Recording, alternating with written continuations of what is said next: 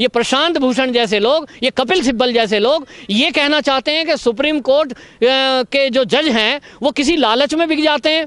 अब ये मानना कैसे नहीं है? तो कपिल सिब्बल जी आप मुझे बताइए, आप तो कह रहे थे राम इस दुनिया में है ही नहीं, राम तो कुछ होता ही नहीं है, फिर आपने कोर्ट में क्यों एप्लीकेशन लगाई कि जो राम मंदिर का फैसला है, सीजेआई को आपने रिक्वेस्ट करी थी कि ये फैसला चुनाव के बाद आना चाहिए। मीडिया में ये खबरें चलेंगी, वो तख्तियां लेके बाहर खड़े हो जाएंगे, कुछ लोग इंडिया गेट पे मोमबत्तियां लेके पहुंचेंगे कि प्रशांत भूषण महात्मा गांधी हैं आज के और इनको जेल में डाल दिया गया है, मोदी जी बड़े फांसीवादी हैं। आप देखना ये एजेंडा चलाएंगे। कपिल सिब्बल एक कानून के जानकार हैं, बहुत बड़े नेता हैं, कांग्रेस पार्टी की जो है बड़े बड़े मंत्रालय में रहे हैं, तो वो बखूबी जानते हैं कि कोर्ट का क्या प्रक्रिया होती है, क्या कोर्ट एक ऑटोनोमस बॉडी है और सभी हम देशवासी जो है सुप्रीम कोर्ट का जो है माननीय सर्वोच्च न्यायालय का सम्मान करते हैं। तो इतने बड़े वकील और आज जो है सरकार का विरोध करते करते, न्यायपालिका का विरोध करते हुए और ये प्रशांत भूषण जो इस तरह से जो है बेबाकी से जो है अपनी टिप्पणियां देते हैं, तो किस तरह से जो आप लेते हैं इसको? देखिए, प्रशांत भूषण ने असल में कोर्ट की कई बार अवमानना की है, एक बार नहीं है, और अब जज पे टिप्पणी की है। तो ये माखौल बनाने का एक ऐसा हो गया है, उनको अहंकार है कि मैं इस देश में जो चाहे बोल सकता हूँ, मैं जो चाहे कर सकता हूँ।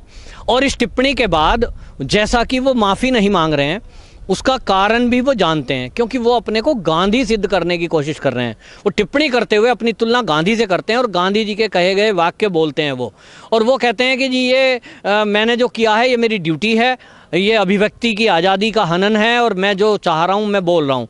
उनके पक्ष में जो लोग खड़े हुए हैं वो कौन लोग हैं? वो वामपंथी लोग हैं जो इस देश में आतंकवाद फैलाते हैं। आतंकवादी की अगर फांसी बुल जाती है, सज़ा बुल जाती है, तो उसके लिए रात को 2 बजे कोर्ट खुलवाना उनके लिए ज़रूरी है, क्योंकि उनको देश के सैनिकों की वो जो शहादत है उस पर कुछ नहीं कहना, उसके बारे में वो कभी नहीं बोलते कि वो शहादत हो गई है। लेकिन अगर एक आतंकवादी को वो सज़ा हो रही है तब उनको पेट में दर्द होता है और वो कहते हैं जी इस पर सुनवाई होना ज़रूरी है, फांसी ना हो जाए। तो ये प्रशांत भूषण ये सीए के पक्ष में खड़े हो जाते हैं, जो लोग उसका विरोध कर रहे हैं उनके साथ खड़े हो जाते हैं, दंगाइयों के साथ खड़े हो जाते हैं, और इस तरह से ये वामपंथी विचारधारा है जो इस देश के विरोध में काम कर रही है। इनका काम है कि देश की न्याय प्रक्रिया पर सवाल उठाना और देश की संवैधानिक संस्थाओं पर सवाल उठाना। ये सवाल उठाते हैं तो राम के अस्तित्व पर सवाल उठाते हैं, और अस्तित्व उठाते उठाते ये बोल देते हैं कि जी साहब राम तो राम की कोई चीज़ ही नहीं है, ये तो काल्पनिक है। तो ये कम्युनिस्टों का एक एजेंडा सेट करने का तरीका है। देश की आज़ादी के बाद से इस देश में वामपंथी विचारधारा को थोपने के लिए उन्होंने शिक्षा का सहारा लिया। न्यायपालिका में भरमार ऐसे लोगों की हुई, मीडिया में भी भरमार ऐसे लोगों की है जो इस तरह की विचारधारा को देश में थोपने के लिए एक एजेंडा चला रहे हैं। प्रशांत भूषण को इस समय अच्छे से पता है कि सुप्रीम कोर्ट के अवमानना में आपको सज़ा होगी, लेकिन वो सज़ा कहते हैं जी मैं माफ़ी नहीं मांगूंगा, मुझे जो सज़ा देनी है दे दीजिए। तो क्यों?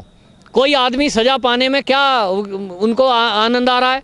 वो केवल और केवल इस बात को एजेंडा चलाना चाहते हैं, वो नेतागर्दी में आना चाहते हैं शायद, और वो पूरी दुनिया में जो कम्युनिस्ट देश हैं जैसे कि चीन सबसे बड़ा है, तो वो चीन में आजकल होड़ चल रही है, चीन से कुछ ना कुछ लाभ मिलता होगा, तो कांग्रेस ही अपने को बड़ा साबित करने की कोशिश में है। ये प्रशांत भूषण भी अपने को बड़ा कम्युनिस्ट घोषित करने के चक्कर में ऊल जलूल बातें बोल देते हैं।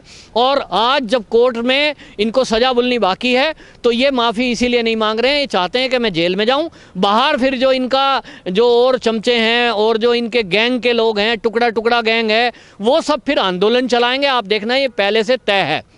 मीडिया वाले इसकी खबरें अभी भी आप देखिए ट्विटर वार चला हुआ है, मीडिया में ये खबरें चलेंगी, वो तख्तियां लेके बाहर खड़े हो जाएंगे, कुछ लोग इंडिया गेट पे मोमबत्तियां लेके पहुंचेंगे कि प्रशांत भूषण महात्मा गांधी हैं आज के और इनको जेल में डाल दिया गया है, मोदी जी बड़े फांसीवादी हैं। आप देखना ये एजेंडा चलाएंगे, और एजेंडा चलाने के लिए, ये मोदी सरकार को बदनाम करने के लिए, इस देश को बदनाम करने के लिए जो भी ये कर सकते हैं वो ये करने को सोचते हैं और इनका इरादा यही है। तो सजा इनको होगी या नहीं होगी ये कोर्ट बताएगा, लेकिन सारी देश की आज आवाज़ सुन लीजिए। सोशल मीडिया प्लेटफॉर्म पे आप देखिए, ज़्यादातर जनता, देश की 90% जनता ये चाहती है कि ऐसे केस में सजा इनको हो जो सुप्रीम कोर्ट पर वकील होते हुए ऐसी अभद्र टिप्पणी कर रहे हैं या कोर्ट पे, न्यायपालिका पे सवाल उठा रहे हैं। आम आदमी को जिसको कानून नहीं पता वो कह सकता है किसी फैसले पे कि जज लोग मिले हुए हैं, लेकिन जिस आदमी को 30 साल सुप्रीम कोर्ट में प्रैक्टिस करते हो गए, 30 साल तक वो मौन रहे। अगर उन्होंने भ्रष्टाचार देखा था, कोर्ट में था, तो तब क्यों नहीं बोले?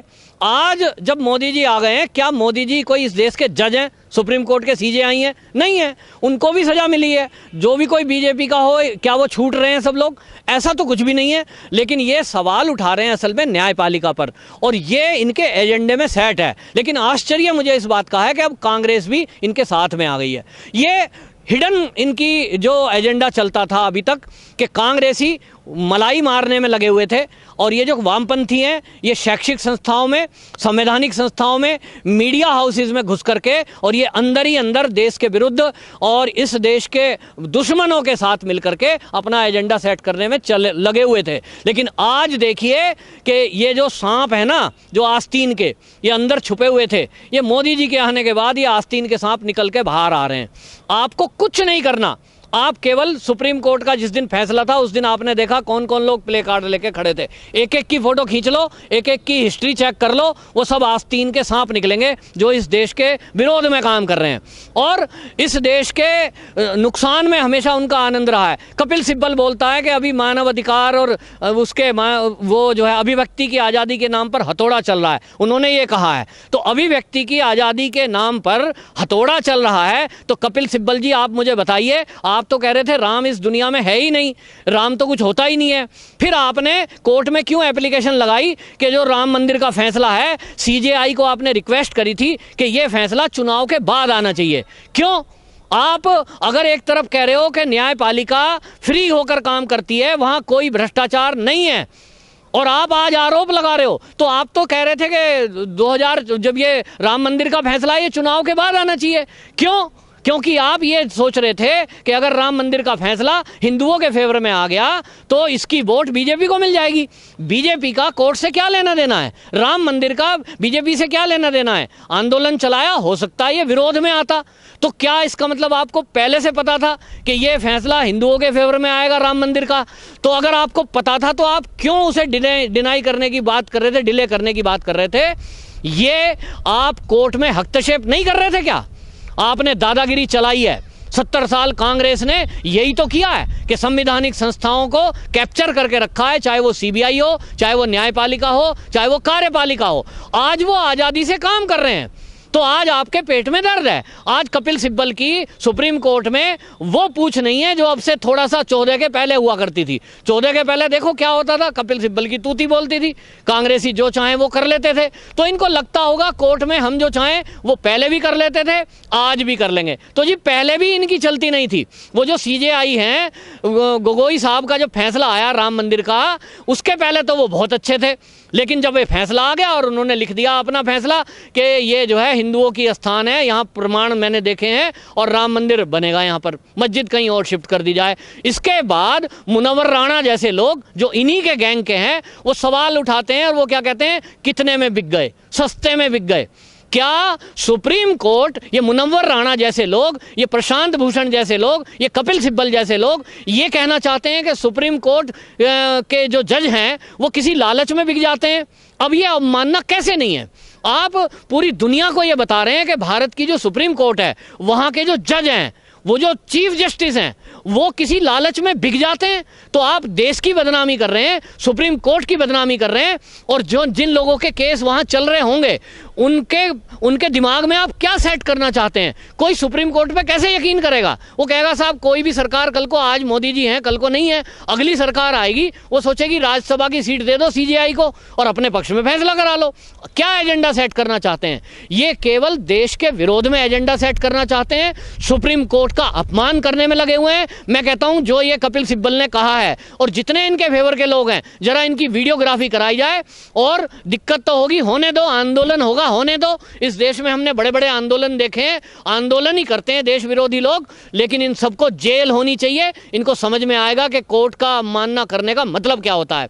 मुझे तो आश्चर्य है कि सरकार की तरफ से वो जाकर के अटॉर्नी जनरल कहते हैं साहब के माफ़ कर दो इनको। क्यों माफ़ कर दो? इसका मतलब तो कोई भी गाली दे देगा। आम आदमी खड़ा होकर कहेगा सीजेआई भ्रष्ट है, बेईमान है, कोर्ट में कोई फैसला, फिर तो कोर्टों में ताले लगा दो। अगर आप कोई प्रबुद्ध वकील आज सुप्रीम कोर्ट पर, न्यायालय पर, न्यायपालिका पर सवाल उठा रहा है, फिर आम आदमी वहाँ किस आस में जाएगा? तो आप ताले लगा दीजिए ना। मैं सरकार से भी कहना चाहता हूं कि जो सरकार प्रशांत भूषण की माफ़ी के लिए बात कर रही है, क्यों बात कर रही है? अगर आप किसी बदतमीज आदमी को माफ़ करवा दोगे ऐसे ही कोर्ट से, क्या ये प्रशांत भूषण के बजाय अगर कोई आम आदमी होता, जो वकील ना होता, जो इतना बड़ा नाम ना होता, क्या उसे भी सुप्रीम कोर्ट इसी तरह माफ़ करती? क्या सरकार उसके लिए भी माफ़ी की बात करती? तो सरकार को भी चाहिए कि जो भी ऐसे देश विरोधी लोग हैं, जो देश की न्यायपालिका, कार्यपालिका पर सवाल उठाते हैं, संविधानिक संस्थाओं को बदनाम करने की कोशिश करते हैं, उन सबकी एक ही सजा होनी चाहिए, जेल। और ये जेल होनी चाहिए, कोई माफ़ी नहीं है। सुप्रीम कोर्ट की तरफ सारा देश देख रहा है कि वो क्या करते हैं। मैं तो ताज्जुब है, जिस सुप्रीम कोर्ट पर प्रशांत भूषण सवाल उठा रहे हैं, वही सुप्रीम कोर्ट आप देखिए उनको टाइम दिए हुए है कि जी आपको टाइम दिया जा रहा है, विचार कर लो माफ़ी का। कोई और होता ना तो अभी तक बिना सोचे वो जेल में डाल दिया जाता। तो बेईमान तो कहीं ना कहीं है, तो पार्शलिटी करती है सुप्रीम कोर्ट, शकल देख के फैसले करती है क्या, कि वकील के बारे में कुछ और आम आदमी के बारे में कुछ और।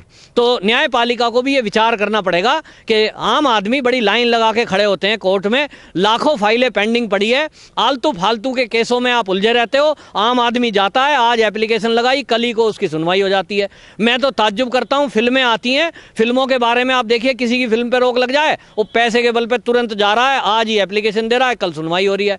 तो ये कहीं ना कहीं कोर्ट को भी तय करना पड़ेगा कि ये जो आरोप उस पर लगा है, प्रशांत भूषण जो आरोप लगा रहे हैं, पहले तो इस पे क्लियरिटी हो कि सुप्रीम कोर्ट ये अपना एक उदाहरण सेट करे कि अगर वो ठीक है तो ऐसे बेईमान बदतमीज लोगों को जेल में डालना चाहिए जो देश को बदनाम कर रहे हैं। और प्रशांत भूषण एक प्रतिष्ठित वकील हैं, वो प्रतिष्ठित मैं कह रहा हूं, लेकिन उनके जो कारनामे हैं, जिस तरह से वो देश के विरोधियों के साथ खड़े होते हैं हमेशा, वकील का खैर पेशा है, लेकिन उनके जो हिस्ट्री रही है वो इस तरह की रही है कि वो हमेशा देश विरोधियों के ही साथ खड़े दिखाई देते हैं। कभी देश की सेना या देश के हित में काम करने वालों के साथ वो कभी मैंने खड़े देखे नहीं है। तो उनको सज़ा बहुत ज़रूरी है।